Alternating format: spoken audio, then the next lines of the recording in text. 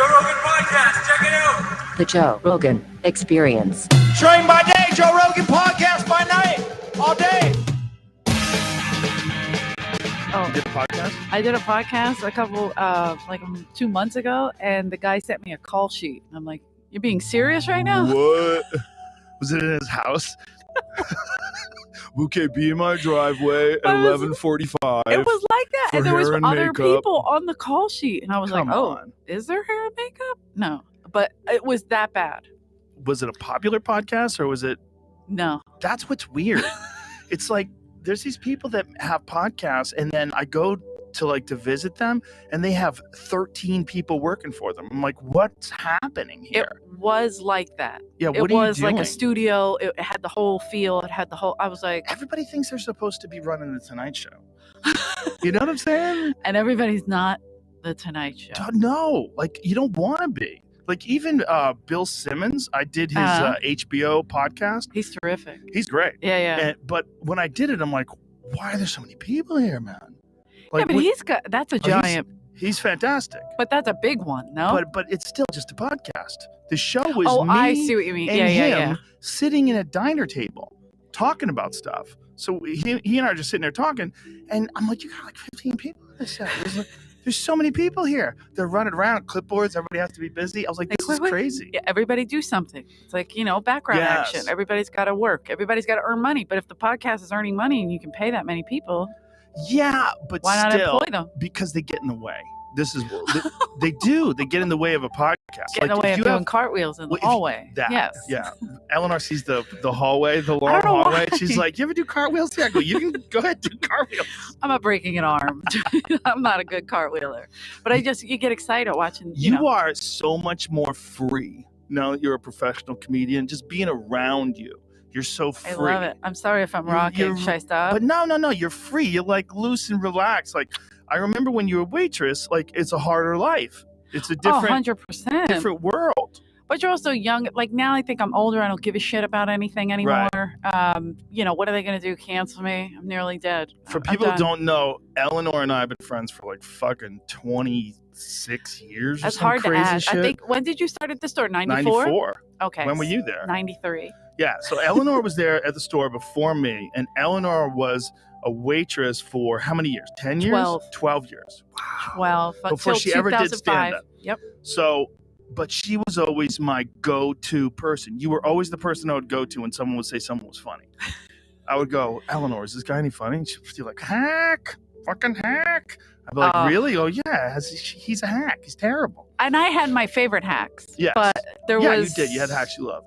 Because people were like, no, he's hack. I'm like, yeah, but he's funny. But he's like good at it. She's good at it. Whatever it was. I was like, they're good at it, But there was some people that, no, you just. But it was, you knew comedy. Like, you understood comedy. Like, waitresses hear our jokes over and over, and all the magic's gone. All the magic's gone. You see every trick. Also, when I first started, Mitzi was, the waitresses were afraid of Mitzi, right? And I was one of them. I was terrified. I was like, I'm not getting, this lady is frightening.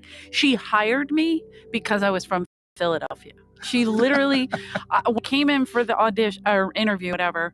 I was towering over her because the day shift told me, wear heels. She likes that. She don't like that. She hates that. And I was like, you fuckers. Like, I'm towering over this woman. I'm looking down on her, and she's like, where are you from? And I'm like, Philadelphia. She goes, oh, Dom Herrera. I heard of him. I know his work. And then she goes, okay, you're hired. Get rid of the shoes. I was like, oh, shit. Okay. So I did. I was just like, but that's the Comedy Store.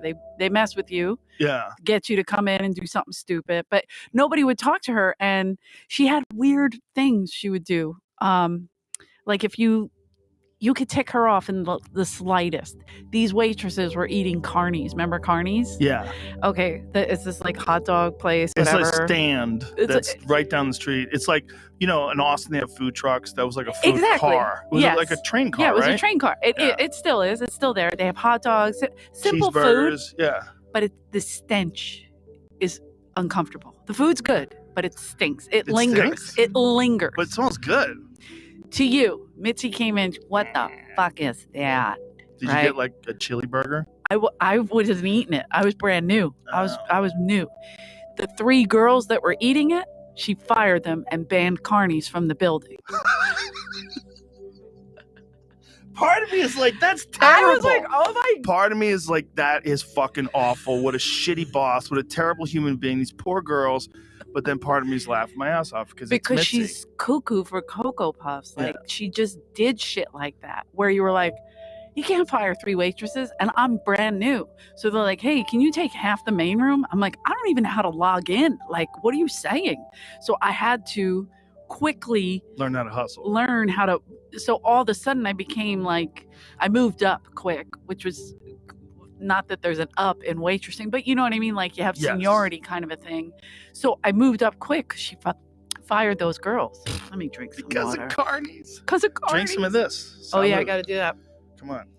I tried to give Eleanor a glass of whiskey with ice in it, and she almost spit in my face. How dare you? We're working all day today, kid. I'm pure filth. I know. I'm excited. Yeah, we're doing Kill Tony together tonight. Mm-hmm. This is exciting. It's fun. Today's program is brought to you by Athletic Greens, the most comprehensive daily nutritional beverage that I have ever tried. If you're looking for one formula that will simplify your routine in 2021 that's both tasty and convenient and continues to get better and better year after year, then you want to try Athletic Greens. It's near impossible to get all the nutrients that you need just from your diet alone. And the majority of the solutions designed to support your daily nutrition are filled with suboptimal ingredients. They require you to take multiple pills, and they're often difficult to maintain as a habit. And that's where Athletic Greens can help. Their daily, all-in-one superfood powder is your nutritional essential. It's by far the easiest and most delicious go-getters like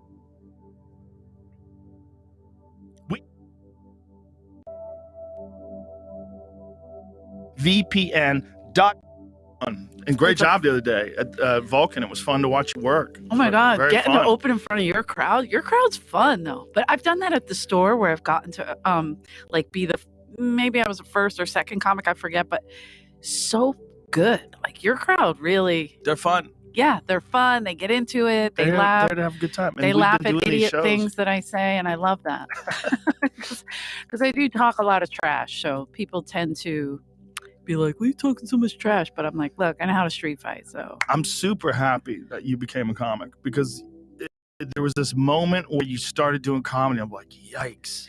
Wow. You know, because it's so dangerous. It's like to just jump in, you know, after all those years of being around it, and you don't know if it's going to be bad. Acting and pro wrestling and all that other stuff you did, but it was like, you know, it's a fucking big risk. You and Dean Del Rey. Dean Del Rey was like a successful singer. Right. He jumped in when he was deep into his 40s. He jumped into stand-up. It was 30s, but yeah. I think he was in his 40s.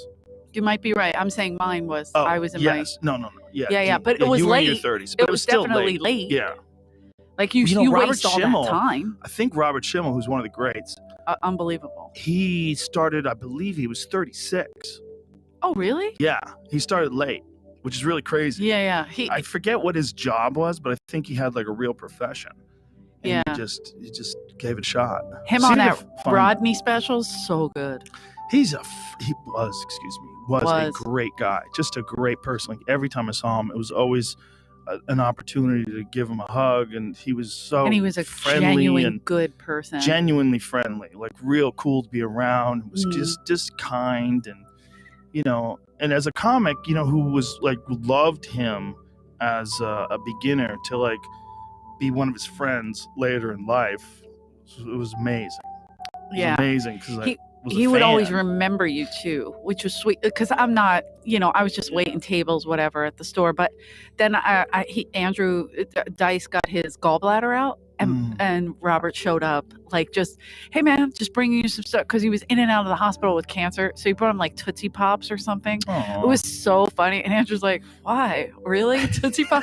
But like, I just had my gallbladder. But it was so sweet too. Yeah. And then of course we just, after this surgery, we're all sitting in this room screaming, laughing. And then he would remember me from years later. I'd be like, hey, how are you?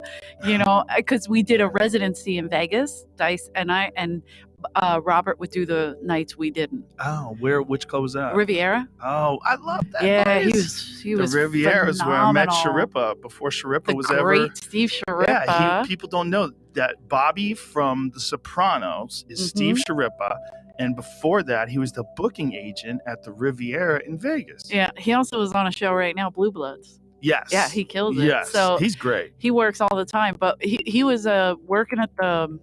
This is a terrible and awesome story what we were talking about with comedy. So we went to the Riviera. It was somebody's birthday, one of the waitresses, and one of the waitresses just started doing comedy, and she was pretty bad. And the other girl was just celebrating her birthday or something, whatever. We were just hanging. We're all in Sharippa got us rooms. We're in his office, and the girl starts like pitching herself as a comic. And Steve goes, "Eleanor, is she funny?" And I went, "Oh, she's new." And he looked at her, he went, "Eleanor just said you're not funny." And I was like, "Oh shit." And he booked her. Oh no. And I was pissed. So we went downstairs, and that girl called her mom to tell her she got booked in Vegas. The other girl called her husband, and I called Sharippa and goes, "Are you out of your fucking mind?" But he took a chance. He booked her twice. He tried to help. Oh, well, that was nice of him. But very nice. That's what I'm saying. Sharippa He's a had good guy. He is. Great tomato sauce. Oh yeah. Did that pasta sauce? He doesn't make it anymore. The marinara, his company just got. He said it got too big too fast, and he couldn't keep up with it, and then he wound up closing the business. Oh wow. Yeah, Yeah. I never got to try it. I remember him being on your fucking podcast, great. It's great. It's really good stuff. and I texted him, said I didn't get nothing. I get nothing. You give all the sauce to Joe. I get Send nothing. me a case of it. I used to help him book. Yeah, you did. A little. I would just send some people. I sent, and then most of them got banned. Thank you, Ari. Well, Anyway. it's interesting to see a guy like that, like become this like really successful working actor when you knew him from Yeah. another world. It's like you knowing you as a waitress and now seeing you the other night kill. It's like, look at I her. love She's that. a fucking real comic. This What is if I would have wild. bombed? Would you have been? I knew you weren't bombing because one of my security guys had seen you last week with Okay. Dice and he was raving about you. And he didn't even know we were friends. He didn't know anything. Oh, okay. He was just raving. I said, because he said he saw Dice and he said, I was like, how was it? He was like, it was great. It was great to see him. And he's like, the girl that opened for him. Oh my God, she was so funny. I was like, I I go, love Eleanor? that. And he's like, yeah, the girl from Philadelphia. So it was very cool. It was very cool. Yeah, when a waitress turned comic, Mitzi would just shut down. I'm not kidding. It was It's too so much of a risk. Well, she would say You know? that. And so when I called her, when I started doing stand up, I called her and I said, "Hey, I'm doing this one woman show." "Oh, yeah." I said, and I'd love to work it out in the belly room because I was so nervous. And I really was thinking it was a one woman show. And I was like, I'll just work it out in the belly room. I respect the club so much, but the belly room's the belly room. It's still great, but it's just, a little easier to get on. And she goes, "Oh, okay." She goes, "Oh no." And I go, "What?" She goes, "A waitress turned comic. It's always bad." It's not always bad, I but it's was like, mostly bad. But I had a lot of waitresses that worked for me that were comics. Yes. And they were good, a lot of them. But they didn't get the stage time. Like Right. what Adam was doing was letting everybody be comics, which is amazing. But Mitzi would never let the wait staff be comics because the alcohol is your bread and butter. Right. So you can't have them focusing on, "Oh, I want to get on stage." Right. They have to be focused on drinks. They have to be focused on being That's- waitresses while they're actually waitresses. Right. And that's the bread and butter. If you're a door guy, fine. Nobody cares. You're not even paying attention. But a waitress, that's where your money's coming in. All your That's- alcohol. That's true, but I think that wasn't her hesitancy. Her hesitancy was someone seeing someone else do comedy and go, "Oh, I think I can do that." Because Oh, she would shit on that a lot. but that's what it is. That's why waitresses who became comics Mhm. or, security guys who became comics. Right. The thing that bothered her is that they would, like, the door guys would see it and they'd go, "I think I could do that."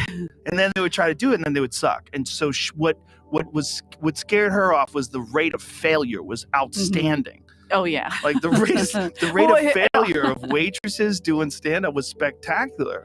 It was right? pretty bad. I saw a few of them showcase for her, and it was pretty bad. So she Yeah. wasn't wrong. What's the numbers? Like, if 100 waitresses do comedy, is one good? No, not even one. It's not even one. I'm going to say all the ones that turned, not the ones that came in as comics, the ones that were just waiting tables and said, I think I this can is do a that. good way to get an agent to see me. Exactly. I could probably do a skit or two. Exactly. No, bitch. It's And- like 100 of them suck. And maybe you get to like 115, you find one. Oh, look at her, she's funny. But the door guys always had a showcase. They always had to be comics. Oh, that's right. So- Until and once Eric started managing, Eric was like, hey, why don't we hire actual security people? Right. And then you got big people. Because, like real All of a sudden there's scary. these big gorillas. Like, hey, buddy. You're That's like, when hi. Curtis started working there. Right. And big Curtis guys was started working there. great. Yeah. Ryan, there's so many Yeah. of them. Yeah. But now it's like real security guys. Whereas, Guys with earpieces. right. Yeah, where they're actually paying attention to the door. Before it was comics. Well, but it would be comics, like, I always think of Rick Ingram because we do the Comedy Store podcast together, but he'd be at the door, this tiny little thing from Kansas City, and we were doing Fat Tuesday. And the security from Fat Tuesday, which is an all-black show, Big Jimmy would come out and go, hey, don't let anybody in this way. And Rick's like, okay. And then like 4 big black guys walk up and they're like, we're going in the back. Rick's like, yeah, right down there, right there. That's where we go. Go right that way. I mean, you think about the amount of human beings that were traveling through the Comedy Store with literally Oh my zero God. security. There was zero real Zero. security for decades. No, and Fat Tuesday hired their own. That was a smart So- move, but that was after the Tupac shooting. Well, the Tupac shooting happened. Here's the thing: Wasn't that first before they started hiring their own security? Eddie Griffin had Monday nights, Right. so there was no security, and every room was like an all-black comedy show, which was fine. We worked them. I remember waiting tables in there, and this girl I worked with named Gabrielle. She looked like Cameron Diaz and Marsha Brady. It was real weird. It depended on how she parted her hair. She could. So she was in the main room, in the original room, and they were like, "Hey, Susie Chapstick," Susie Chapstick. It was 93. What a great name. So I'd be like, hey, Susie Chapstick, go send that guy a drink. And she'd be like, okay. But because, if she did that, they would tip her. So one night she brought this drink over to this guy and she said, oh, it's from so-and-so. Right. Can't get any whiter girl being like, and he was like, that motherfucker's here. And it was like a gang thing and it turned into a brawl. Like Gabrielle came running out. Oh, no. Oh, it was awful. So there Oh, was like no. fights like that so Mitzi finally got rid of that. But then there was a night with Tupac, he left and his people, he was still outside. His people were arguing and then it turned into a shootout in front of the main room. They were like in front of the main room and at the House of Blues. But it was like an old Western, but I think Tupac was already in the car Oh. pretty much. It wasn't him like shooting. It was his people. Do you remember the time when Martin Lawrence's bodyguard knocked out Holtzman? Always funny because do I remember it?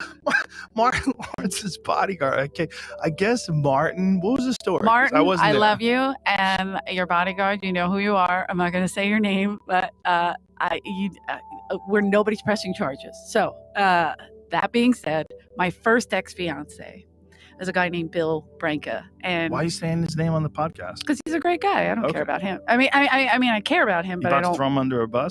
No, Okay. he's a booking agent for comics. Because back in the day, Stacey Mark was his assistant. They worked for William Morris. So when I was at the store, like you said, people would ask who's good, who's Yes. So Billy and I got really close. Obviously, we got engaged, and I would say, "You got to come see these comics." I go, Chris Tucker, phenomenal, and this other guy, Brian Holtzman. They come see Chris Tucker, no problems, great. They signed Chris Tucker. Chris was already getting hot, whatever. So that was an easy whatever. But so Holtzman, nobody knows. They invite everybody. It's packed in the original room. I mean, packed. I'm thrilled because I'm waiting tables, but also my fiance is getting a cool client, right? This is a guy I think is great. He's going to make money off him. So it's packed. I think Stu Smiley was there. From HBO, like Billy had everybody out. And Holtzman goes up and the first joke doesn't land.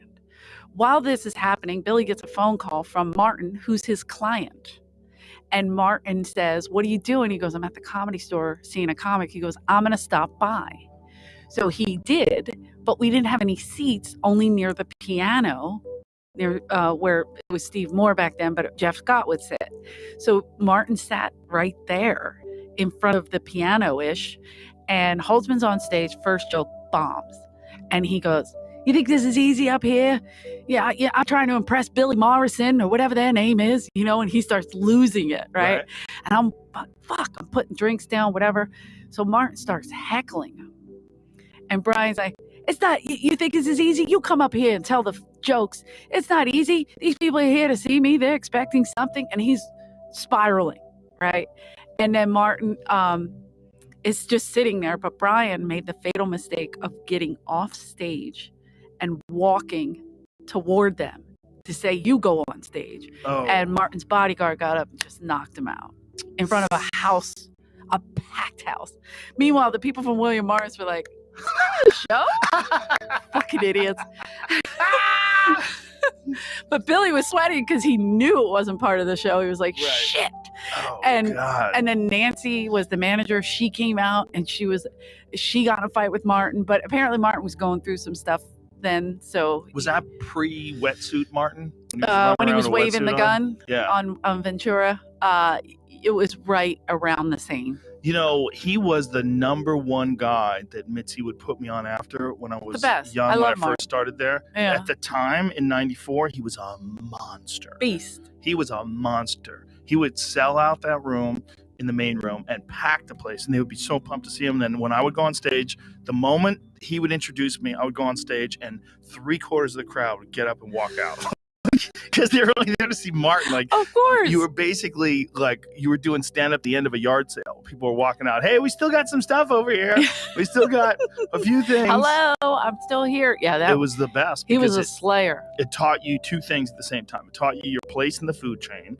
Right. And then it taught you, like, this is what it's like to even watch a guy at the top of his game who I think is one of the most underrated comics of all time. Like, people agreed. I'm a big fan, and people get mad at me. I love Martin. In the day, if you watch You So Crazy, go watch some of his old stand-up specials. He was fucking amazing. He was so good. His timing, his facial expressions, his mannerisms, his writing, everything was on point. His show was great. His show was amazing. But I was an extra. That's probably why people don't know him as much for stand-up, because because the show was so big? It was so big and so hard to do.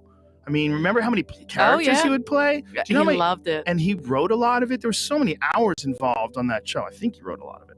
I think Martin was one of the writers of the show. Bentley, there was a lot. The only reason I know all this is because, like I said, Billy was his agent. And what happened with Billy, this is why I say I always speak highly of him, even though he broke my heart. Anyway, Billy. No, Billy. But he got fired. He used to work, he was working as an assistant at William Morris, and he got fired for catering to his black clients. And he was like, "F you, I'm leaving." And so catering? Because he was spending a lot of time working with these guys and trying to build them. And they thought it was a disproportionate. They said there's no money in black comedy. And Billy was like, "Fuck you." And he left. Really? And he started working out of a garage. But how could that be any more wrong?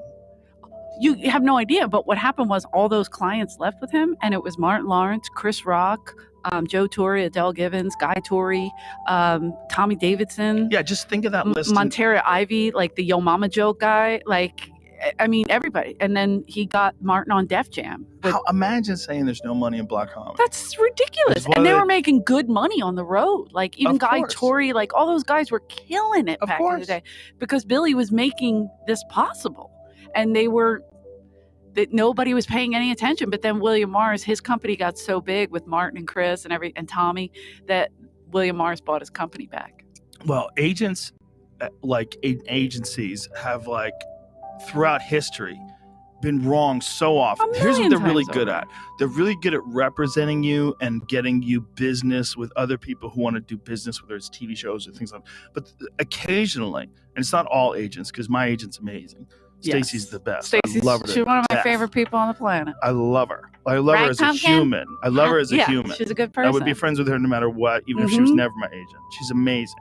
But what a lot of agents are doing is they're trying to figure out what's going to work. And it's guessing.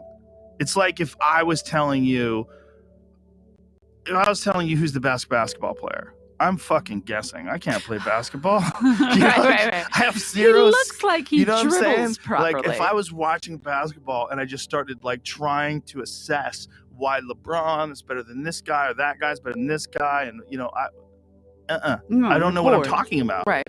They don't know what they're talking about a lot of times. It's not all the times, but there's a good percentage of the time where they kind of learn some names, they figure things out, and they don't really understand, and they don't have a lot of like view into the future of what's possible. Right. There's no. That's where managers are supposed to come in. Mhm. So what a manager's job is supposed to be is like look at you, Eleanor, and go, Eleanor, we have to think about long term with you. Yes. We have to think about how are we gonna what's the best way to get your personality. It might be a podcast, and then they have to, you know what I mean? Then they have to. They think about things. Whereas the agents like, we got a call from Spotify, we got a call from HBO, we got a call from that. We're gonna put you together. You should take the deal. Yeah. I should take the deal. And the manager's like, oh, relax. Hold on a second. This deal, you're not gonna be able to do other things. You have to understand. Like, it sounds good, but this is going to stop you from doing three other things that are actually want to wind up paying you more money. The agents give a fuck. They want to make that sale. No, let's go. They want their percentage and they want to move on. And they don't care who lives or dies through it. You know what the best example of that is? When I started doing this podcast, went to my agency and I said, hey, can you help us get ads? And they're like, we don't see a future in podcasts. It's like my dad saying computers are only a phase from his typewriter store. But that's throughout history. People have done that. Throughout history. Like that's fucking insane. Now they can't get enough. Oh, do you have a podcast? Yes, and they want to own a piece of your podcast. If you give us 50%, of course, pieces of shit. That's what's really. Sorry. You're right though. That's what's really slippery. They're trying to own. It's like big pieces. They're trying to own big pieces of podcasts. Yeah. Because if you have a young kid and he's 21 years old, he's at Kansas, he doesn't know what the fuck he's doing, but he's really funny. And if you could trick that little fuck into some sneaky contract where you own 50% of his podcast. Which most of them do, and then they get some fame or they get some heat, whatever it is, and then they fire everybody. And people are like, what? You fired me. I took you through the whole come up. And it's like, yeah, you almost sold me out. You almost ruined everything. You almost ruined most of my life. Yeah, it's because ridiculous. First of all, you have to pay, what's the number you pay to the government anyway? It's some crazy number. Then you got to pay agents and managers and lawyers. And then 50%? 50% is fucking agency? And we'll help you get guests and we'll help you. No, bitch, you ain't doing shit. I would 100% kill my podcast with fire. And then I would wait until the contract was up and they would start again. There's no way. No. I'm not doing that. I'd rather give that money to charity. I'd rather give that money to my friends. I'd rather buy people things. You can't have money for no reason. Like, it's one thing if I wish I had money for no reason. Like, managers are if you can have a real good manager. Managers are really important. Yeah, I agree. And if you have a real good agents are really important. But the whole business is everyone's just running around playing musical chairs and hoping that they have a place to sit when the music stops. Right. And there's a lot of managers that I admire because they would come to the Comedy Store when they were assistants and sit in the back and watch and see who was developing. And all those guys and girls prospered because they watched and they waited and they courted, if you will, these comics, young comics. Sometimes they'd be like, who should I go after? And I'm like, try this person, check that person out. You guys would get along with this person. And they always would. And the comics would get agents or managers, whatever. Most of them were managers that would hang out and they would make them superstars. Jamie Kennedy just had a piece about this on his Instagram. And Jamie Kennedy's an odd guy. Oh, He's really odd. And he's a Philly boy. For people who don't remember, the Jamie Kennedy experiment, which was on, I forget what network it was on, is one of the all-time best prank shows. I mean, Jamie Kennedy should 100% move to a country where what he did was legal. Because it's probably not legal to do that anymore here, where people don't know what you're doing and you got hidden cameras. But that show was fucking amazing. Do you remember Guys Gone Nuts? It was a thing where he would, Girls Gone Wild. Got it. So he had Girls Gone Wild, and then there was an episode called Guys Gone Nuts. Got it. And it was basically a prank show. Girls Gone Wild was like this guy would film girls going crazy at bars and pulling their tops up. It was so drunk. Oh my God, it was so crazy. And then they would sell these DVDs. This is how stupid people were before the internet. They would literally buy They're pretty stupid DVDs still, of girls FYI. drinking and partying. There they are. Yeah, shit that you would pass what if I right came through up on there? TikTok. Would you shit yourself? Like if you just That saw was me you? flashing you? I'd be like, Eleanor, no. So anyway, So he this is tricks Guys these Gone guys into thinking they're auditioning for Guys Gone Nuts. And so then they tell him, we're going to tour on the road. You guys are going to be huge. These guys are like, yeah. And eventually Look it at gets him. to, He looks ridiculous. eventually it gets to, you're going to have to do some gay shit. And they're like, well, how much gay shit? Wait a minute. Tell me about how much money and then how much gay shit. Yeah, you got to go. Yeah. It's not good. But here's Good the thing. Lordy. I'm telling you, this is what this exposed is It's a like gay tape. influencers. This exposed like what people will do to be famous. Sure. This is all pre-internet influencers. Right? Influencers are pretty, yeah. Yeah, I'm not saying that you have to do gay stuff to get famous. What I'm saying is what this is it's fame overall. Mhm. Even if you're heterosexual and you're a man, you're willing to do some gay stuff if you think I it's do a eventually lot of gonna gay get stuff to. and no one lets me be famous. I think we're talking about a different thing. But if you like, the big thing with Hollywood was always that there are certain producers who are gay. And if you don't sleep with them or you don't, they will get mad and they'll blackball the gay you. mafia. There was always rumors. There was never names named, but there was always rumors. Like, remember Howie Long? Mhm. Didn't he have an issue with like gay stuff in a movie? I don't know. I think there's people with power, Mhm. right, that would probably get a kick out of getting a straight guy to suck their dick. Oh, 100%. 100%, Because it's right? about changing them. Yeah. Like It's I could about get them on my team. It's not even about that. It's about do it even if you don't like it. You Oh, wanna be in that's this a power fucking movie. trip. I You like want to be a that. star, son? Yeah. You want to be a star? Ooh. Yeah. But that's the thing about having like ultimate power. Like if you're a movie producer, Yeah. which is like a podcast is the opposite of that, right? 100%. because It's a less podcast, desperate. it's just a less- conversation. Yeah. You can always start your own. Right. You can't make your own movie. If you want to I be mean, you Wonder can, Woman, you got to be but- Wonder Woman. Okay, we got one Wonder Woman. We got 4.5 billion people on the planet that are girls, Eleanor. So if you want to be Wonder Woman, I mean, I don't know what to tell you. I can be Wonder Woman. Okay, If we, good. We get some funding and I get a cute outfit. And We got Batman, but we need Robin. You know anybody? yeah. And next thing you know, you're bringing the guy in, Or Robin, what are you doing down there? and he's having this conversation. There's only one Robin. That's Michael, true. look at me. There's one Robin. There's 4.5 billion men on this planet. There's one Robin. How many people are on this planet? I'm exaggerating, I think. I think like. there's By the way, just 8 keep saying billion. numbers because people just suck it up. People just eat it up. my Joe fa- Rogan said it. It's real. As long as It's it's not gotta Joe be Biden. real. My favorite shit is when he starts telling numbers. 484% of Americans We are have to have vaccinated. 40,000. We have And he takes 400 a nap billion in between. vaccinated people just in Iowa. Like, it's just, that guy was- Stop He's- it. It's a sin for him. The boy, what a front runner. That's a a sin- horrible front runner. it's a sin for him to be running shit. It's ridiculous. Exactly. Yeah. This whole thing is crazy. What's the number of people? I want to say it's like close to 8 billion, right? Is it 8 billion? 7 I think billion? it's a little over 7 now because people be fucking. I feel like there's a lot more. Yeah, but my mother alone has populated Mm. a lot. of people. What you got, Jamie? 8. So basically 8. 8 billion Because they're not people. killing a lot of folks. So every person has bought a burger at McDonald's because that's the Right. ticker. Right. It probably is like Yeah. 8 billion. Yeah.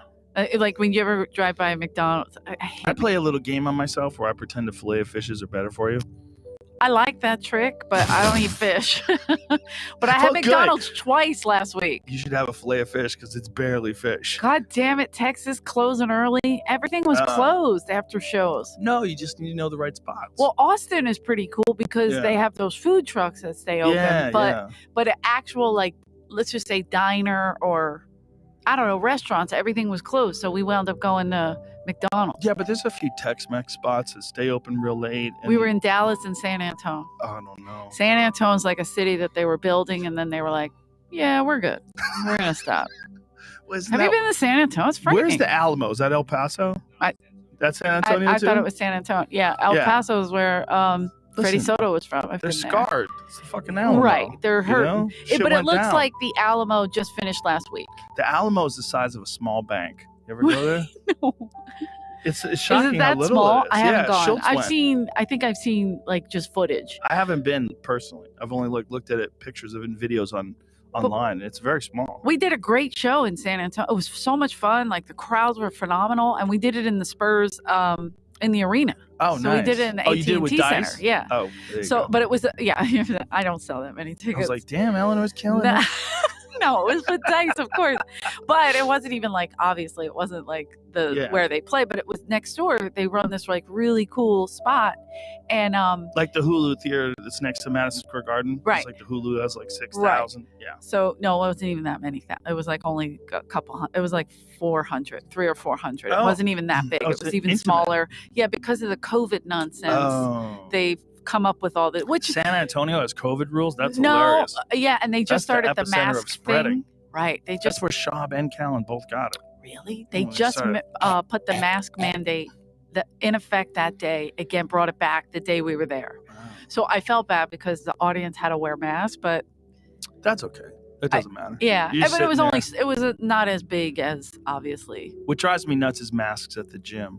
It's like, listen, don't go can't- to the gym because you're Yeah, how not. are you gonna run with a mask on? Well, there's all this. Yeah, This shit's in the air. We're lying to each other.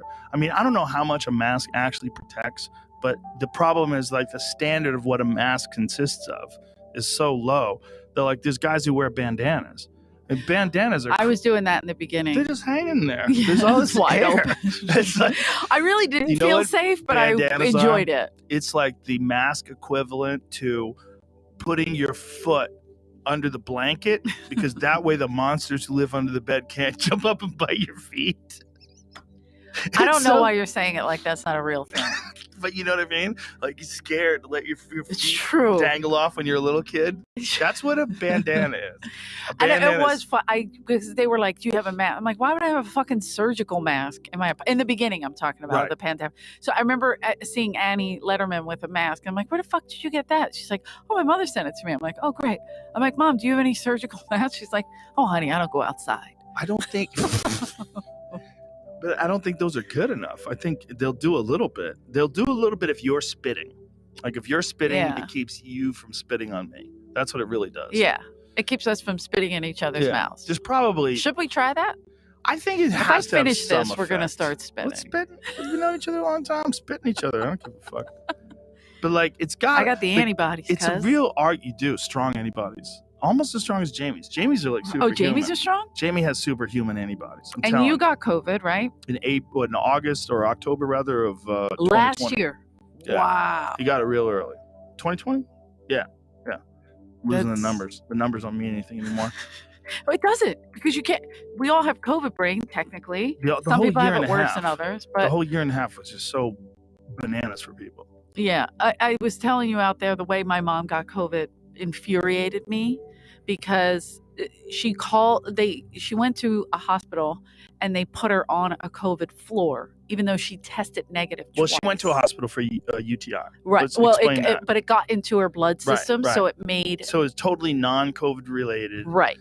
But it was in her blood. It was an infection in her Right. blood that they didn't understand. So they kept testing her for COVID. They took her. I was driving back across the country, Can I so stop I you? wasn't home. How did they find out that it's a UTI and not COVID? After a week of being in the hospital and giving her every test under the sun, they figured that's what it was. So So it's a gut. It comes from the gut or UTI, whatever, Oh. like something like that. In Okay. older people, that happens. My mom's 82, or now she's 83. But when it happened, she was 82. But so I was driving across the country back to LA, and she called an ambulance because she was feeling that fatigued. It was getting her that hard, and they took her to this ghetto hospital in South Philly, and they put her on a COVID floor. They start testing her. She said she got tested like 6 times for So COVID. they assumed she had COVID when they brought her in. That's why they put her on the COVID Yep. floor, and then she wound up getting COVID because she was on the COVID floor with a UTI. Yes. Right. And they will never, ever convince me that something else other than that happened. Like, because they sent her home. they put a PIC line in her because we basically threatened them to send her home. Or we're going to, my family's crazy. We're coming and we're going to take over this hospital.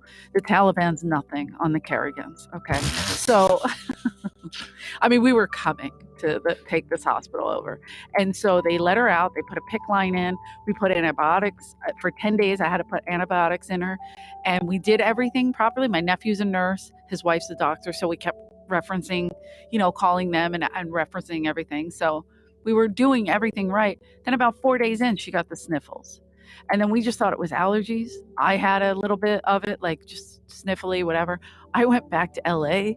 I did shows with like Bill Burr and a couple other people. Then when I tested positive, somebody told me I had to call everybody. And I was like, coughing or anything before those shows? No. Nothing.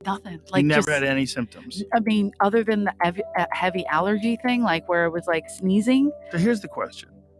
But how many people can you spread it when and you're I like flew like that? Jesus. I mean, I cover up when I But fly. you never got hazmat it. You never got sick.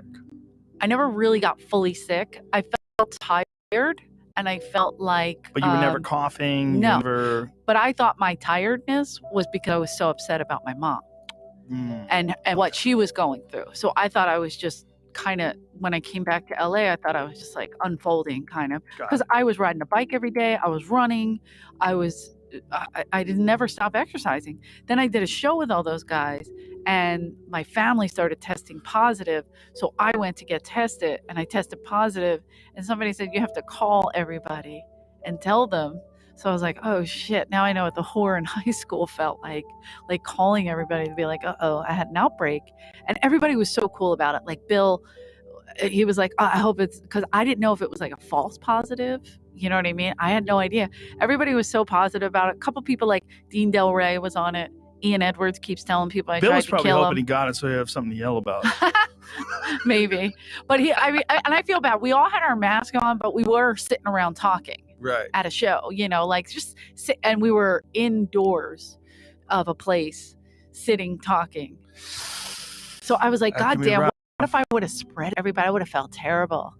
Yeah. I've never given anybody. Nobody got it. See, the thing is, no, like, everybody got tested and they tested negative. There's a real question as to whether or not you're spreading it if you're asymptomatic.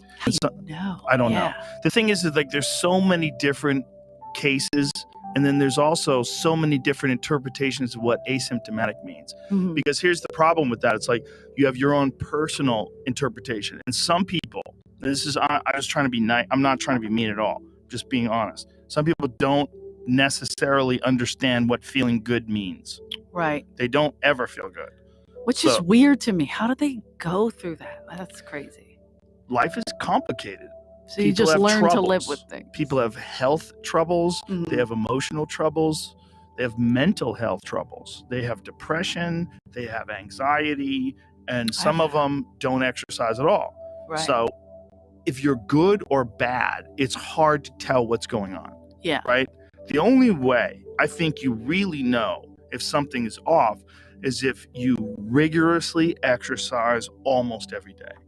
Because you have a baseline. Mm-hmm. Like if you show up in the gym and you exercise all the time, you have a baseline of what your body is normally capable of doing it because you force your body into doing rigorous shit all the time. Right. So for those people, they get there and they're like, something's off. Something just feels off. And then they'll know. And so what is asymptomatic? Because they're not asymptomatic. They're feeling something. Right. But they're only feeling it because they're rigorously exercising. So they're taxing their body. On 2 separate occasions, I felt that, where everybody around me got COVID. Oh, right. 2 separate occasions. Wow. My whole family and everybody I work with on 2 separate occasions. And there was 2 other occasions where I never felt anything, but everybody around me got COVID. Right. And I think it's because of cardio. It's cardiovascular exercise. Cardio, when you start lifting heavy weights or doing cardio, you feel whether or not you feel good. Yeah. Like you're like, something's wrong. I can't do this today. Or if you're jogging and you have stop. Normal, you have normal, like if you're like you run. Mm-hmm. So you normally can do a mile in like under 7 minutes or something, right? Let's not get crazy. Under 10 minutes. Okay. So, but if one day you're like, you can't do it in under 14, you know something's wrong. Yeah. But if you don't ever run, that seems normal. I'm just laughing because I said my nephew who plays for the Twins. I'm wearing his jersey. It's very Turn around. exciting. Show everybody. Kerrigan, number 50. This is his spring training What's his jersey. name? Jimmy Kerrigan. Shout out to Jimmy. He's phenomenal. Fucking Jimmy. And Why don't they pull you up yo, from the fucking Minnesota? What's Get it up, together. Minnesota? Why you got him in the minors? I know he's in AAA. He's been killing it. This He's got is 17. I think he's got bullshit. 16 or 17 home runs. Wait a minute. Is AAA better than single A? Yes, Joseph. 1, 2, 3. Anyway, I didn't want people to think, oh, I wasn't representing Philadelphia on the Joe Rogan podcast. I just have my made in South Philly shirt. Let's not get crazy. From my friend Tony Bat, Dirty Mug. And anyway, so Jimmy and I. You trying to tell me he's got COVID? Who? Tom? Jimmy. Oh no, Jimmy and I were running, jogging. So I said, Jim, if you ever go running, because he worked out a lot, because during COVID he was off. I'd like they weren't letting you do it, but he was still training in Philadelphia. He also like trains kids in the neighborhood and stuff. So he was working and training. So I said, Jim, if you go running, I want to go with you. He goes, yeah. So he calls me up. He's like, ANL, let's go running. So he goes, how long you want to do? I go, 3 miles. He goes, no, I'll die.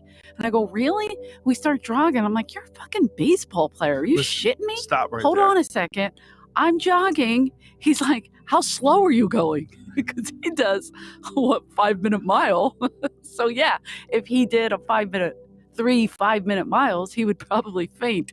But he's a power lifter. And So he just runs fast for a couple. He just runs like 1 mile and he's done. And then he goes and power lifts like crazy. Well, baseball is, my wrestling coach That's in not high crazy. school. I thought you meant me. My wrestling coach, Coach Murphy. Those He would always wrestling say- coaches. The fake wrestling coaches. And you Coach have. Hurwitz. No, in Right. high school. Like the regular wrestling. No, that's fake wrestling. I did real wrestling. You did. No, okay. I know what you're saying. I understand what you're trying to Joe, prove. catch on. He would say that baseball's a skills game. He's like, it's not a sport. It's a skills game. 100%. Because it doesn't require conditioning. And I Wait was a like, minute. I think he's got a point. It's a don't- skills game. You don't think it requires conditioning? No, it does not. My nephew's a strength and conditioning coach. No, so no. Strength is it's one a very thing. big deal. Strength is one thing. Conditioning is a different thing. Conditioning is like a fighter. Like fighters have to be in condition because they get tired and they have to keep going. Same with baseball. They have 3 fucking plates to get to. It's this far. 1, you're on first. What about I 2, can show you're you on Jimmy. second, If you pull up 3, my you're on third, Instagram, and then you're show on up fourth. what my Jimmy Listen, did. Okay, but hold please. I'm not saying there's anything wrong with what Jimmy's doing. Just get it straight. There's no way they're in the kind of shape that soccer players are in. What they put their bodies to. Yes, you're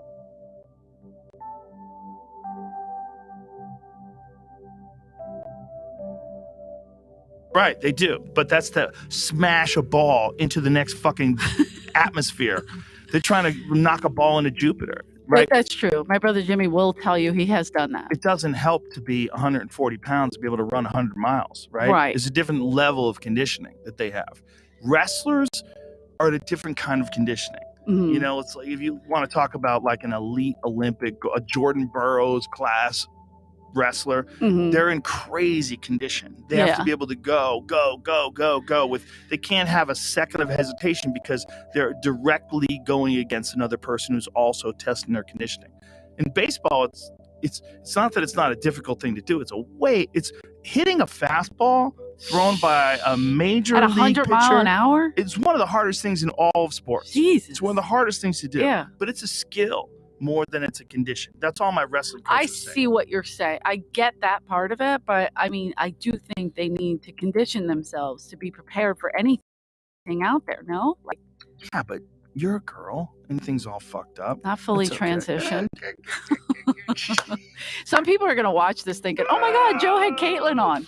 Anyway, No, your salute, voice is too fuckers. high. Oh yeah, is it? Do I have a high voice? Way I'm high. kidding. Crazy. I think mine's too high. My brothers would kill me if I had a high voice. Would they? Oh my God, can Your you imagine? brothers would kill you if you had a high voice. I mean, Imagine that. Like, that's the standard. That's it. This high voice shit's We're gotta in a go. tiny South Philly row home. If there was a girl in there like, we would be slaughtered. Good point. If you had a mansion, and you live in a place I could with a be on the large other pool. end. So I remember one time like yelling at my mom and being like, "Mom," and she's like, "Hold on, I'm on the west wing." Just like The West she was Wing. in the kitchen. She's like right there. She would always yell random, like crazy shit.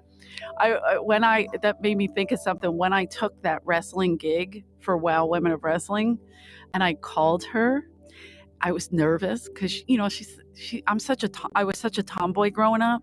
I'm number 8, and my mom had 4 boys in a row, and then she had me, and she was like, finally a little girl. And I came out, and I'm like, fuck yeah, where's the football? I'll fight everybody. I mean, like a crazy person. So she's like, why can't you be a girl? Why can't you be a real girl? And she would like get upset with me. And so she put me in a dress. I think I played Rumble Fumble in my communion dress, like bad, right? Your dad must have Braveheart sperm. He really does. I bet he does, Yeah. right? I guess my mom had 10 kids. My mom's sister had 10 kids. So See, we're there's something about Irish the fertile people, ladies, too. Like the fertile Irish girls. they're savage humans. It's true. They like to have a lot of kids. My mom and dad wanted 12. And then after 10, my dad was like, yeah, this is a lot. I'm going to go. So he tagged out. He left. tagged out. Oh, But God. when I called her to tell her I was going to take the wrestling show, she was like, oh, honey, that's great. And I'm like, really? Because I was on a cell phone. And it's 20 years ago now. And I said, don't be mad, but I'm going to take this show. And she goes, oh, honey, I'm so proud of you. And I'm like, okay. Because, I moved to LA to be Meryl Streep. I didn't know I was going to be a wrestler. And so I go, you know what? I'm going to call you when I get home. And I got home, took me like 15 minutes. I called her from a landline. And I go, hey, and my sister Karen answered. And she goes, yo, you're going to be on West Wing? She thought I said West Wing when I said wrestling. Oh, my She told God. everybody, Joe, the whole family. She was outside telling the neighbors that I was going to be on West Wing. And I'm like, oh, my God, you have to get inside. Like, I'm my not God, going to that be is with so Martin funny. Sheen. I'm going to have a woman with a mullet and a sleeper hold. So you have to.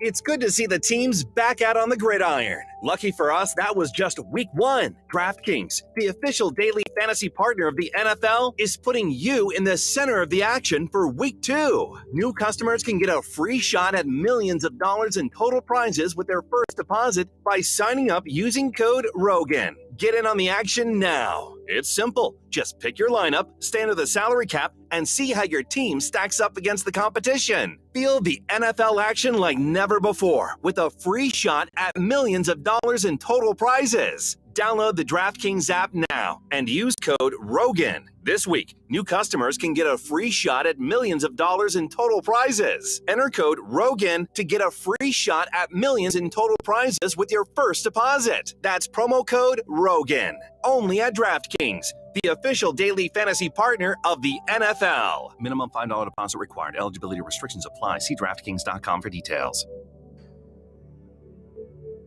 Today's program is brought to you by Athletic Greens, the most comprehensive daily nutritional beverage that I have ever tried. If you're looking for one formula that will simplify your routine in 2021 that's both tasty and convenient and continues to get better and better year after year, then you want to try Athletic Greens.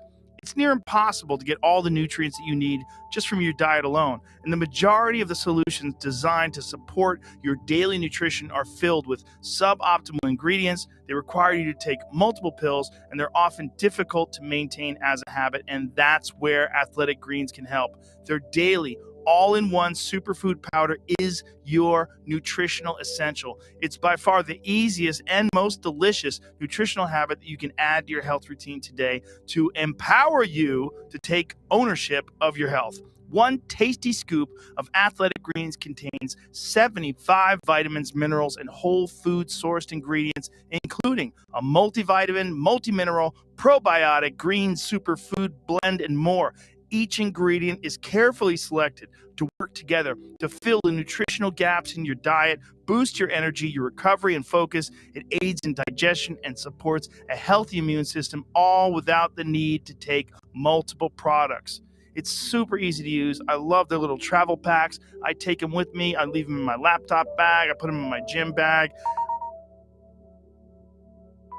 Come back inside, please. Like, What did you have a conversation with her where you explained? yeah, so she was like, "Oh my God, why'd you do that? Why would you do that?" And then she goes, "If you say West Wing in a sentence fast, it sounds the same." And I'm like, It kind of does a I'm like, little. bitch. So Ugh. so then I start wrestling and it's on TV and she starts calling me up and she's like, "Listen, when you're throwing those kicks or whatever, you're missing. So can you get it together? If you're going to embarrass the family, can you please at least do it properly?" Like she started critiquing my shit. She was That's like, "Yeah, you're hilarious. pretending it hurts here and it shouldn't hurt here. It should hurt here." And I'm like, "Oh my God, this is real, lady." She's out of. Oh, look. Ew. So, That's there hilarious. it is. Easy Rider. The Bronco Buster. That was Did you my ever move. get hurt doing this? I did actually with Selena this match. Selena was our trainer. She's phenomenal. And she and Doug was one of our trainers too in the middle there. That's the leg to stand on, Joe. That's the one you were at. Yes. And so they took her out of the hospital. And so we Was this at the Forum? in Inglewood, the Forum in LA. That was me telling her she's not going to have a leg to stand on. Always funny. This is my favorite. She's so good. Joe, how embarrassing mullet is so this? strong. But No, it's these girls, amazing. these ladies are fucking phenomenal wrestlers, right? And Selena beat the shit out of me that night. Oh, look. She didn't have time. She goes, "I'm going to call the match." So she called it in my ear. And I'm like, what does that mean?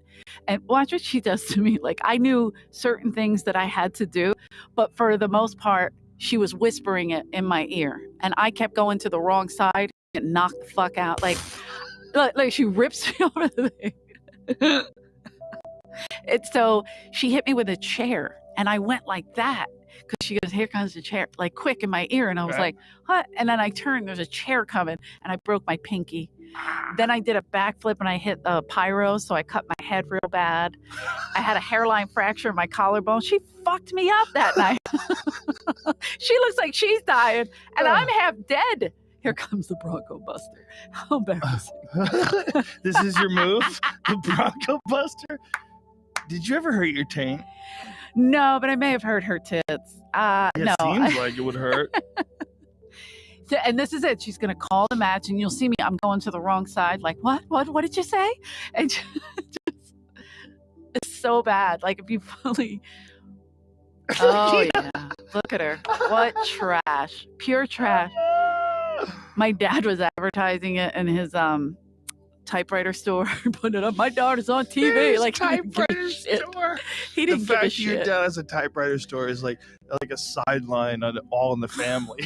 Exactly. But who has a typewriter store and has 10 children Not only and doesn't get into computers at all? Like, doesn't help anybody. Like, why are you right. It's so like I'm sticking with anti- this typewriter thing. This computer shit's gonna die It's out only with a the next phase, solar girl. flare. That's what he would say. It's only a phase. Stop that shit. Well, if you imagine that the whole world operated without electricity until Amazing. what was the year? Like there was the big world I bet fair. you it was something before electricity. I was just watching Caddyshack. I think it was the World Fair in Where where Tesla and Edison had was it Edison or Tesla? Whoever it was that lit up this entire outside area. It was the first time. Oh, that was the first time it was ever. So I feel like it was in the In 20s. 1882, Edison helped light up parts of Manhattan, but progress was slow. And it says by 1882. 1925, half of all homes have electric power. What was the year of the World Fair? Where there was a large electrical exhibition where they showed that they can light up an enormous part. I want to say it was of Washington D.C. I want to say it was somewhere near the White House. 1893, I wanna say I have no idea. That was Chicago's World Fair. Oh, Chicago's World Fair. Okay. So in Oh. 1893. So, not really that long ago. 150 years ago, whatever the Yeah. fuck it was. There's a movie 30 years ago? that's loosely based around this time period called The Current War. It stars Benedict Cumberbatch. That guy. It's a decent Good movie, on but you it's not. saying It's his not name fully right. like historical. I remember I watched it, I thought it was good, and I looked up. It's sort of like they took some liberties, but But it wasn't. it's about that accurate. exact time period when power sort of takes over and people Can are you fighting see if over you stuff. find some images of the World Fair in Chicago being lit up? So this is the 1890s. Do they still have World Fairs? And is it rude That's to a not good invite question. other people? Right, it is rude. So that was the It's like first the World time. Series. See that thing? Yeah, right. The World Series. Who the fuck is from another country? Well, you're lying. Well, they do Right? Look at that. recruit from other countries. Yeah, they now. do a little bit A of that. lot. That's why I'm looking for a Wow. Dominican to have a baseball player with. Electricity at the World Fair. Go to that image. To be fair, it'd be really hard to take pictures of this too at the time period because the Yeah, right? camera technology wouldn't really be. No flash. Yeah, I'm Mm. kidding. No, the exposure, right? The they might be able to get so much. can you get that one to the left of that? Yeah, Chicago look at that. Oh, look at that. Can you go full screen on that? Look at that. That's wild. Imagine never seeing anything like that, and then one day some guy hits a You're switch just like, and lights up everything. We're so it's like used Christmas every day. to it. But the fucked up thing is, before that, everybody could see the stars. That's the thing. Because That it was so yeah. clear. I From mean, that moment on, I wonder if you could see, like, if there was a way of measuring the way human beings understand how small we are, how insignificant we are in the cosmos, and the greater sense of the universe, and to realize that you only have a small amount of time here. I thought I you were wonder talking about my if there was- self-esteem. Yeah. If there was a connection, if you could go back to the moment where they lit up the skies, because the moment when they started doing like light, when they lit up all the buildings and lit up all the city streets, you stopped being able to see the stars. There's a direct disconnect between our understanding of where we fit in the universe. Also, the high rises too, right? Like that Yeah, but takes the sky, whatever you call it, the skyline. a little bit, but you can still see the stars. You True. you should be able to see the stars. The thing about night lights is they blind you. Mhm. You can't. It's like It's like your focus is on what's bright in front of you. You can't see the stars anymore. Your eye's not good enough to do it. Mhm. Like, it's up there still, but you don't see it because of the glare of the Right, that's street what I was lights. thinking. Yeah, That's real new. In 1977, there was a it's power not new outage to me. in Manhattan that allowed people to see the Milky Way for the first time in a long time. Wait, oh, because of the 1977. power outage. Yeah. Wait, why do you say? You keep saying it's new. You mean like It's new. new? Power to do that in terms of human history is just the last couple hundred years. Oh, I see what you're That's so new. Yeah, Where you in the blind scheme out of things. the Yeah, stars. I think throughout human history, most of our humility and our like the thoughts of the gods living in the sky, and a lot of that had to do with the fact that above you was the most spectacular thing you could ever see.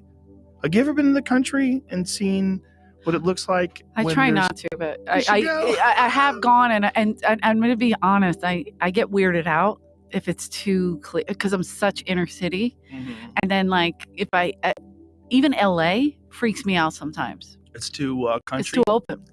Isn't that weird? I know. No. Well, LA's like a giant mall. But you could also, it's true, but you could also like drive, maybe 20 minutes out of town What's and that, it's Jamie? desolate. Light pollution in 1908 and 2017. Look at the difference.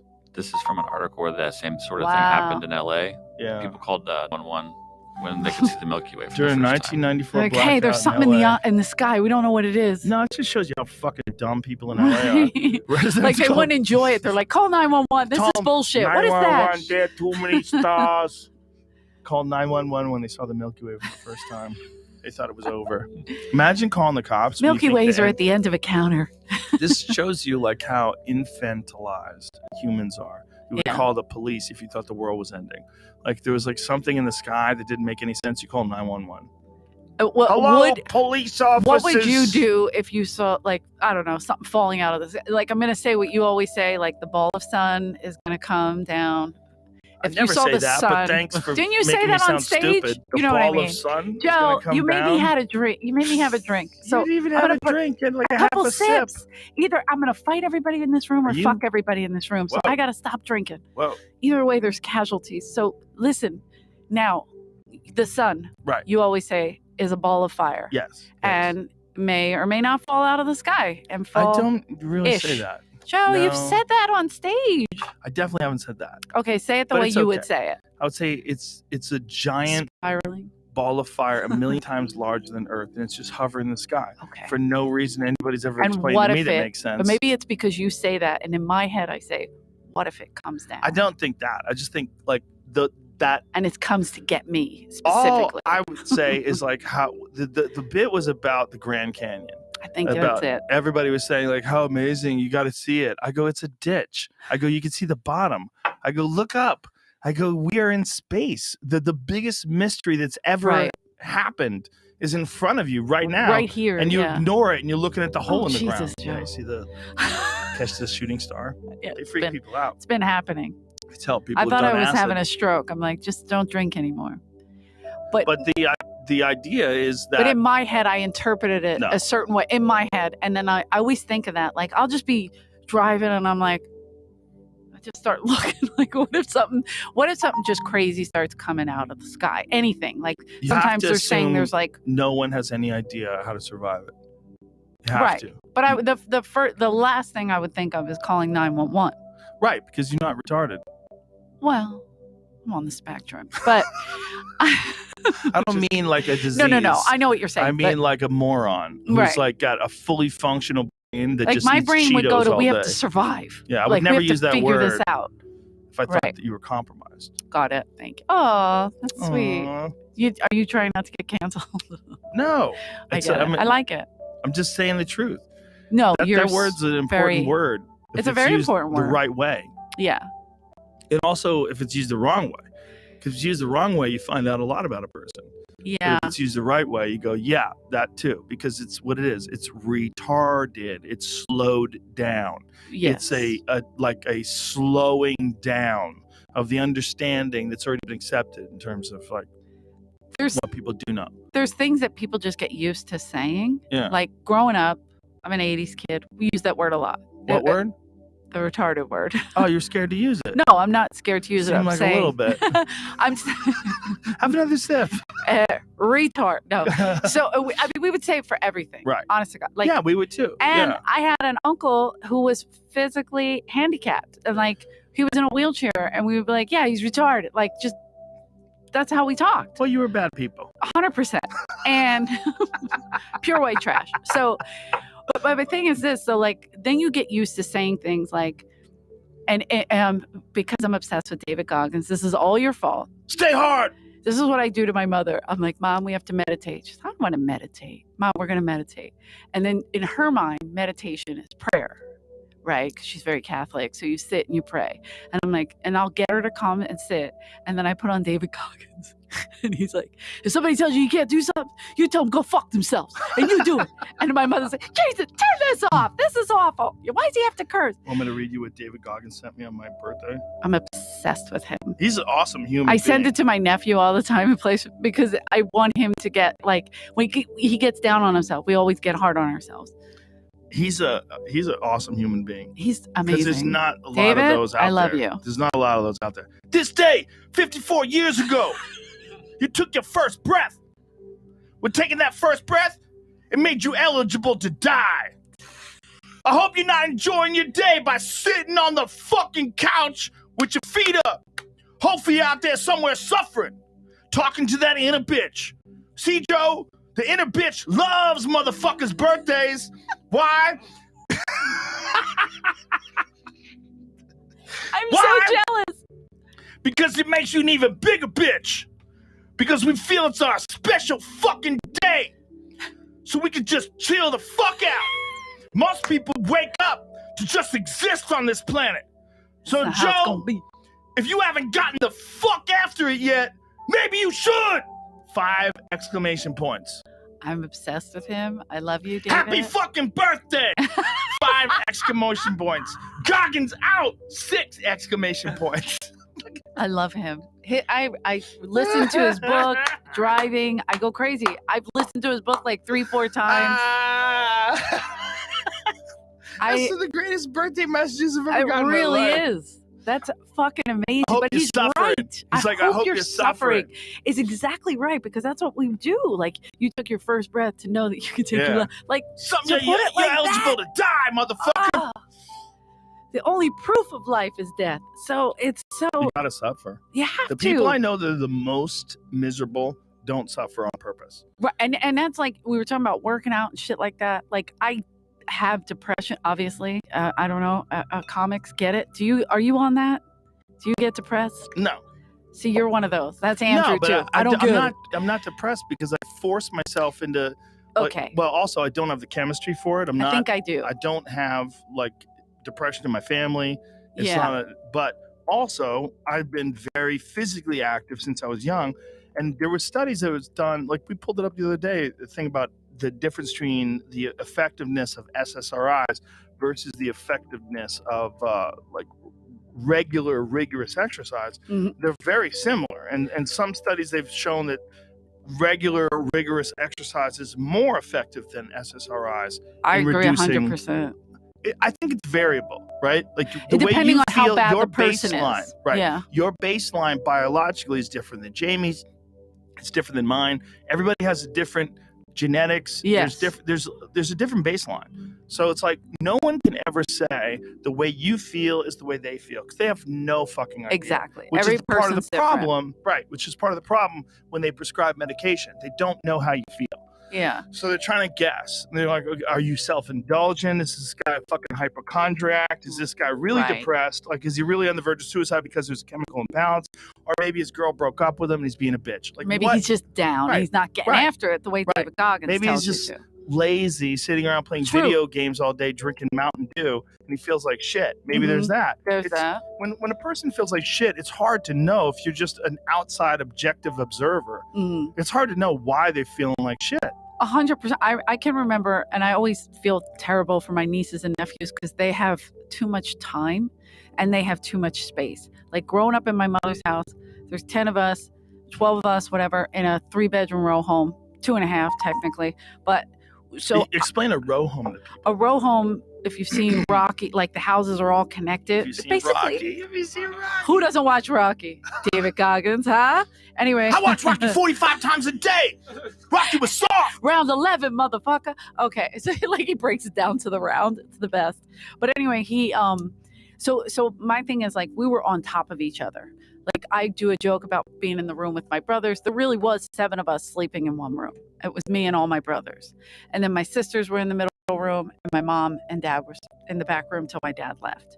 And that little sister went in there because she was, where's daddy? Anyway, that's a whole sad story. But anyway, so we were on Jesus top of each Christ. other. And I can remember days being like sad. And I'd be under the table, like crying, holding my dog, being like, no one loves me, right? I don't know why. My brothers would be like, get up, get out, right? So I would just go play softball or go swim or whatever I was doing, you know? And so I kept active. Then there was like an adult time where when I got into my 20s where I stopped doing that. I wasn't playing softball all the time, and it started getting worse. Like I would immerse myself in work or little things like that, but I wasn't working out until I started the wrestling and really working out. That fucking helped so much. When I get down, and I know I joke about Goggins, but I'm serious when he says get the fuck up and get after it. It's that little moment when you don't want to go is the best you'll feel after you go. Yeah, people like him are fuel. There's people 100%. like Jocko Willink, Cameron Haynes, David Goggins. Those people are fuel. You Yeah. know what they're letting you know. Then I hope I'm like a bridge to fuel because like I do what they do, but I'm not as savage as they are. You know, like, You do it. You are definitely but- more than a bridge, but yeah. But you know what I'm saying? You're It's like fuel, I want to too. let everybody know that like You're not I fire, you're feel fuel.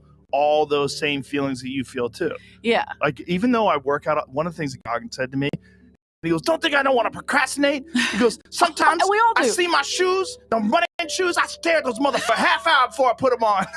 Same. And every time he says it, I'm like, I know. He goes, I know. "But I always put them on. And even if I don't run, Yeah. if I bike or something, as long as I do something, it feels 1,000 times better. And I've noticed like friends and even family members that I've told that to, now they do it. Yeah. I know, and luckily they're not as far gone. There are some people that cannot just do that. They Right. have to have Medication. kind of a mix of both. Right, Sometimes, right. you know, I mean, I have friends that are just cuckoo for Cocoa Puffs. Yeah, it's not an even game, right? Yeah. It's not an even game. Like, everybody doesn't go into this fucking game with the same chips. People have different degrees of mental, physical ailments, all sorts of weird fucking autoimmune issues. They don't know why people have to adjust. That's why, like, anybody tells you, like, eat what I eat. Bitch, you don't know what the fuck my body feels like. Mhm. Everybody's body's different. Some people, they can't eat bread. They can't. Yeah. They eat bread. They They really get get all sick this from it. inflammation. They have all these problems. And some people, like, what's healthiest for them is no meat at all. Just eat fruit and vegetables. They feel better. You got to find out what the fuck feels better for you. And Right. anybody who tells you that you're the same as me, that's crazy. 100%. That's crazy talk. We're all like, the human species is so weird because there's so many of us. Too many of us. But the thing is, like, things that are biological, they adjust and adapt to their environments. It's the whole reason why white people exist. It's Africans. Wait a minute. Why would you Africans giggle at that? made their way because we all came from Africa. Right. The reality of race is I agree we're with that. all the human race that is adapted to different climates. Mhm. And when people went to places like Scotland, they were like, Jesus Christ, there's no fucking sun here. I had And to bow so my head. all these people develop this pale ass skin to deal with the fact there's no fucking sun. Right. But they're the same thing. If they went to Africa, eventually, if human beings over the next hundreds of thousands of years went back to Africa, they'd all turn black again because the body I'm gonna would go. adjust. Yes, you should go. I don't Turn know black. if I can because my skin is so It's not fair. going to help you. It's going to help your great, Yeah, great, yeah, great, yeah, great, great, great grandchildren. Well, whoever did it and fucked it up for me, I can't even go in the sun. Yeah, but they can't So- go to Scotland. Like, they Right. don't make enough vitamin. That's the Right. thing. Right. It's like vitamin D is made by the sun. Like, Uh-huh. it's a weird thing. Vitamin D, we think of like vitamin C, which you get from oranges, but it's not really a vitamin. It's actually a hormone. Vitamin D is a hormone, and you only make it through the sun. There's like small amounts of it in certain foods, Yes. but to get it in any like real significant The volume, best way you is either get it from the sun or you get it from supplements. But right. it's really a hormone. But the thing is, the reason why people are white is because they moved to a place where there's no fucking sun. Oh, I thought the it was because reason they were why- racist. Oh, sorry. No, I'm just kidding. If your family moved back to Africa, eventually you'd all be black. I love that. And Yeah, it I would might take a while. tell them that and they might do it. Did you ever see, I know this is old school, but like you brought up Archie Bunker and there was this, Sammy Davis was on it. Sammy Davis I Jr. do remember that. So good. And he goes, and he's trying to explain, this is why I love like shows from the 70s because they really spoke on race on every aspect. Everybody has racism. Yes, Every yes. walk of life. But it was also fun. It was fun. It was And fun. so Archie's sitting there and he's saying, oh, look what God did there. He put all the white people over in the white area and all the black people over there in Africa. And then and Sammy just looks at him real sad. He goes, well, somebody must have told him where we were because somebody came and got us. And I was like, it's so brilliant, Norman Brilliant. Lear. So brilliant. Brilliant. And like, if you At a watch like time where people TV can make Land, fun of they dis- play all that stuff, and Yeah. you check those out. I mean, I watched growing up the Jeffersons, like Yes. the reruns, all that shit. What's Happening? I grew up watching Sanford and Son Sanford and Son. and Chico and the Man. That one I don't remember too much, but My grandfather was a huge Fred Sanford fan. He thought Fred Yeah, that Sanford was hilarious. definitely. So Sanford and Sons was the show. I loved if it. I was over at my grandpa's house when I was a little kid, I would watch Yankees baseball games and Sanford and Son. okay. That was his shit. He loved this. I mean, it was like really like the earliest days I was so exposed funny. to that kind of like outrageous humor, like Fred Yeah. Sanford. And I didn't Hey, like come here. where Lamont was like, "What?" Oh, Lamont was like, Lamont, "Pop." your voice of reason. He's always like, "What?" And then Fred Sanford, come on, man. Red Fox. Who was it that he would fight with the aunt, the cousin or something? Oh, she was Who so was that? funny. She was amazing. And he was like, they need your face to make gorilla cookies. Like, Jesus Christ. Who was that? Who I was can't that? think of her name. I can't remember. But I haven't Oh seen my that one in a God. while. But every once in a while, I'll see clips or see a rerun of All in the Family. People don't understand how fun that It was so good. because people weren't that sensitive. Like if he made fun of white people, it was funny to white people. And everybody was included. Yes. Everybody was included. Yes. Well, the same with Pryor. Yes. Yes. I mean, Pryor, when he would like, oh, fuck your mother. And be like, oh, my mom's a great old gal. Remember that bit? You can't fuck with white people and make fun of them. And it would made everybody laugh. Made everybody laugh. He was my so mom, brilliant. My mom's a great old gal. He goes, you can't be having fights with white people. One of my greatest moments was Richard Pryor at the Comedy Store. And he was doing, he said he was going to do a whole year. He was going to do Monday, Wednesday, and Fridays. And then it turned just down to Wednesday. That was when he was really sick. Right? He was pretty sick. Yeah. In the beginning, he was coming in, he was going on stage by himself. But then he got to the point where Chewy would have to carry him to the stage and put him on the stage. Chewy and Madeline's husband. Oh, David. Marilyn. Yeah. David would always help too. Yeah, he was great. Marilyn Martinez, our favorite, my favorite. I don't know. She was awesome. She was the fucking best. She was a great person. So fucking great. She was hilarious too. She used to sex, calling like jerk That's off my lines. Pussy. Yeah. Hear how wet it is. Guys would call up to sex lines to beat off. That's how sad people were in the 80s. She said, folks. She would go, that's my pussy, it's all wet. But really, I spelled Coke on my cat. She was the best. But anyway, so Richard was doing just Wednesdays.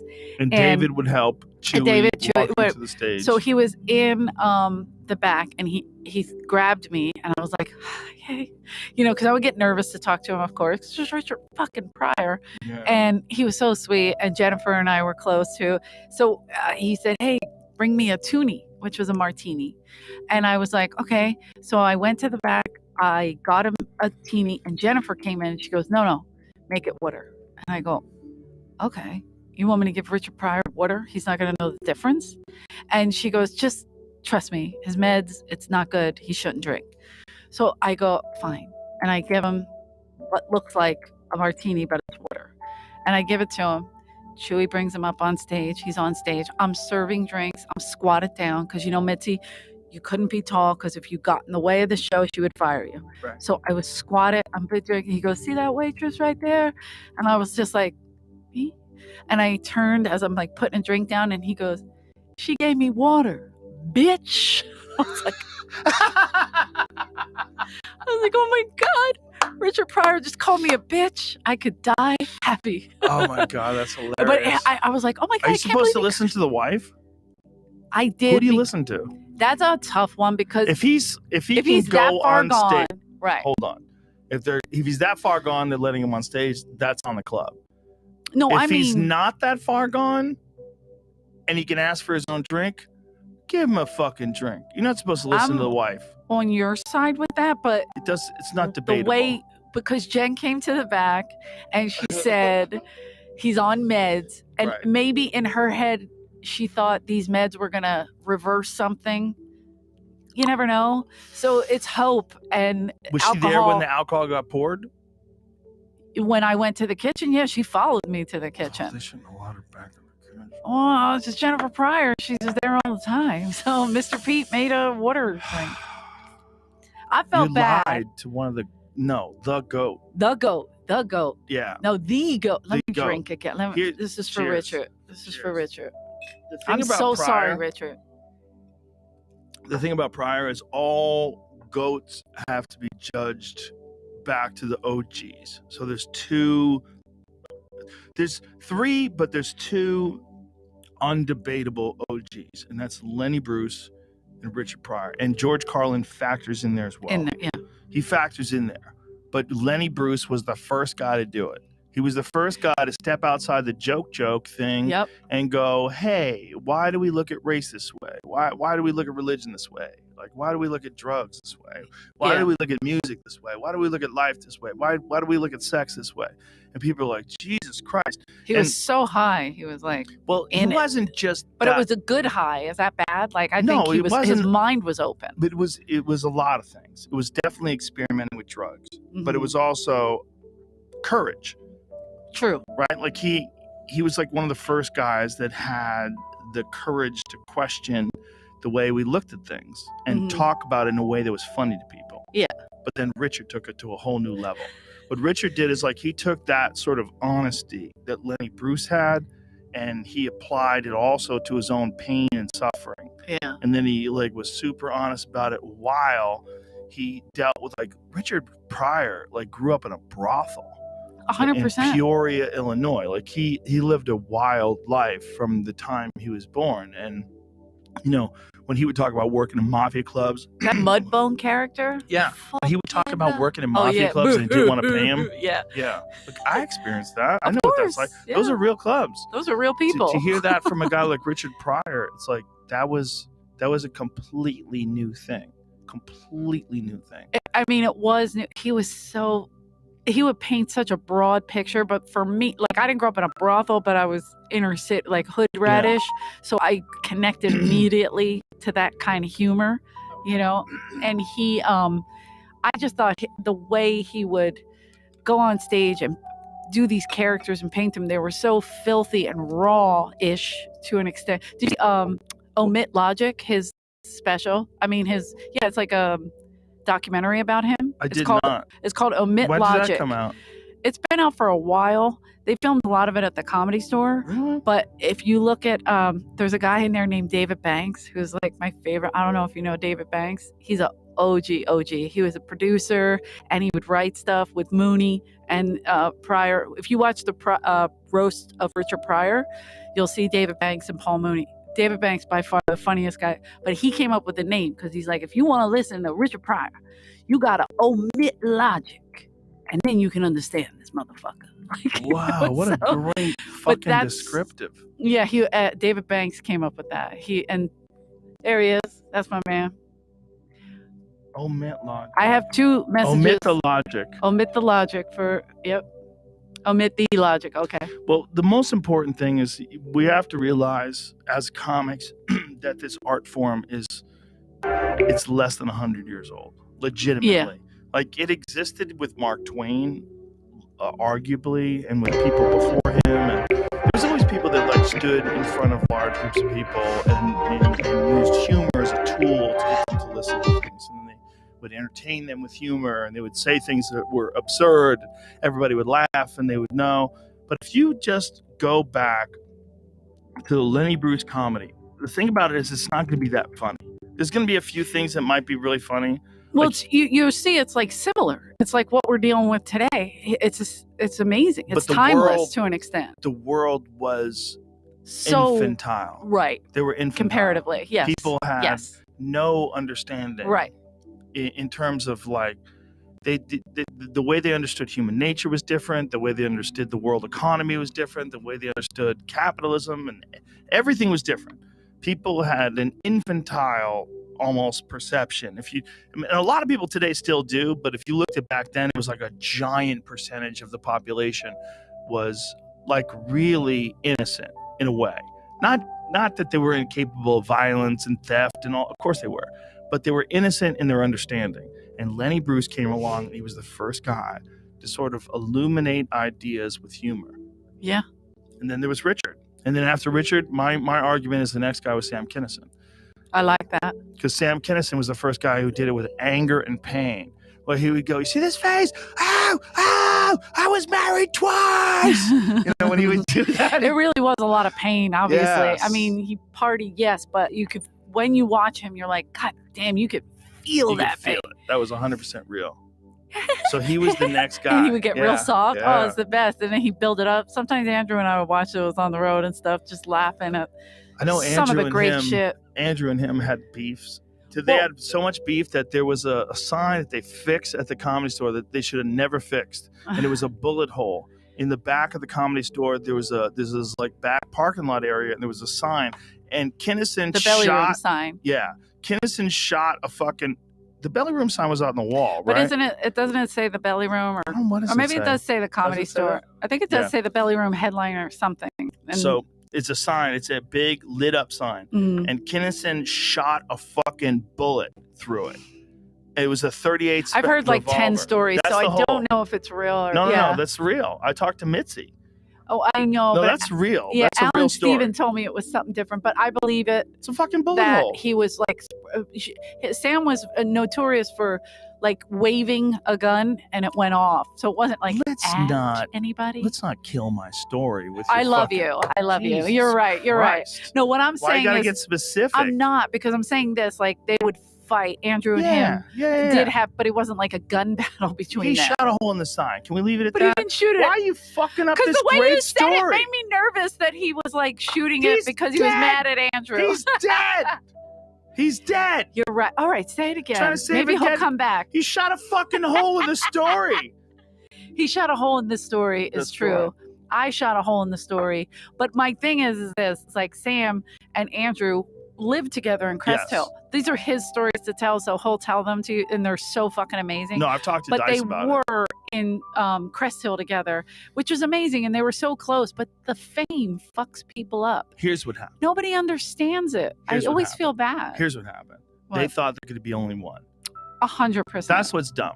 It's like you think that if Dice explodes, he takes your spot. No, that's your brother. You should be happy. Let's bring him along. But back then, they didn't know any better because everybody was struggling to get on the Tonight Show, and they were struggling to get on a sitcom. They were struggling to get in a movie. So there was this They really did isolate each other. It was it's famine crazy. thinking. Yeah. It was famine thinking. Mm-hmm. They thought there was only a certain amount of spots, and everybody was competing for them. One of the things that happened that changed comedy, and you must have seen it around 2014-ish, people realized that, oh my God, the best thing that ever happened to me was other comics and the internet. And all these comics like Tom Segura and Bert Kreischer and Ari Shaffir, like all these guys got bigger because of the internet. Everybody, Duncan. Because you guys were all working together. Right. We were all working together in harmony and as friends. Mm-hmm. And it was like, if I say, and supporting one another. Go see Duncan Trussell, he's fucking brilliant. People would go, and it doesn't help. The only thing that helps me is that I'm going to tell you the truth. Like if you go see him and he's amazing, you go, oh, I can trust Joe. He's going to tell me if someone's funny. He's going to tell me the truth. If I tell you, go see Joey Diaz, like people I'm that have seen Joey Diaz. He's not funny. People that have seen Joey Diaz on my recommendation, they just can't rave enough. Once you see him, you go, exactly. See, this is what I'm trying to tell people. I've gotten to open for him in Philadelphia. Phenomenal. He's a monster. The best. He's a monster. But it's like, we understand that there's not that many of us, and it's better to be together. Mm-hmm. In the Kinnison and Dice days, they didn't get that. They really did isolate one another. And it's crazy that they did it like that, because they could have been so big all together, if that makes sense. Because there is that camaraderie that you need, like you guys have. Like, honestly, Bert, Tom, there's so many have grown even off them. Like even under coming up, Like I did Ryan Sickler's Honeydew podcast. Oh my God, it's so much fun. And guys coming up like Brian Simpson. You've seen Brian? Brian Simpson is brilliant. Damn, he's good. And I cannot wait for his Netflix thing. He's so doing the good. stand-ups on Netflix, so you have to go. I found out about him from Tommy. Tommy told me how good he was. Wow. He's like, you got to talk to this dude. I'm like, really? Our Tommy? Yeah. Tommy. Oh, really? Yeah, Tommy Tom Morris? Segura. Oh. No, not that guy. No, like, Tommy Buns. Oh, Tom Segura? Yeah. I would never call him Tommy. I don't know why. I call him why. Tommy Buns. Do He's you? Tommy Buns, yeah. Tommy Buns. Yeah, you need to get on the right text message thread. This is one that appeared on our text message thread. Tommy Buns. I'm gonna send you something. Is that because of his hiney or his? No, it's like can't some because old of his school hair. shit. Tommy Buns is like some old school shit. Oh, okay. There. But this is I love Tom Segura. Christina, one of my favorite people on the planet. Christina lit the fucking Vulcan gas company on fire the other day. On fire. I heard. I'm telling you, the roars were so big. People opened up the door to the green room like, what the fuck is going on? I'm like, I'm telling you, Christina Pazitsky is one of the best comics alive. I'm feeling it. She's one of the best. I've been saying it for a long time. This is the kind of shit that's in our text thread. Okay. Me in Afghanistan trying to get some free guns without getting caught. And it's that scene from Team America World Police where the actor pretends to be Arab, but it's so obviously fake. Oh, is that blackface? That's not good. No, it's a doll. They haven't invented a name for Yeah. That's funny, though. on dolls yet. Yeah. How could they do that? But we're all friends, and that's the difference between this generation. There's a few, I call them islands. There's a few comics that are still out there doing it the old way, and they don't have comic friends, and they're all mean. Yeah, they are. They're mean. And they stink. They're not good. Some of them are good. Some of them are pretty good, but they're angry. Mm-hmm. And the reason why they're angry is there's this guy that I talked to on Instagram. He's like a philosopher, and I've been friends with him for years in a weird way. I wonder if we're friends. Oh, probably I not. don't think so. One of the things he said that the problem with having a lot of friends that are close together, like you guys and your comic friends are, is it creates this perception of a walled garden where other people feel like they can't get in, and it makes them angry. Oh, good. clicky, click, Yeah. click, click, click. But because in most cases, people that are in those positions will protect those positions, and they don't want other people to come in because they feel like there's not enough room. Yeah, or Right? like it's only us. But the guys. difference in comics today, particularly our group of comics, is no one thinks like that.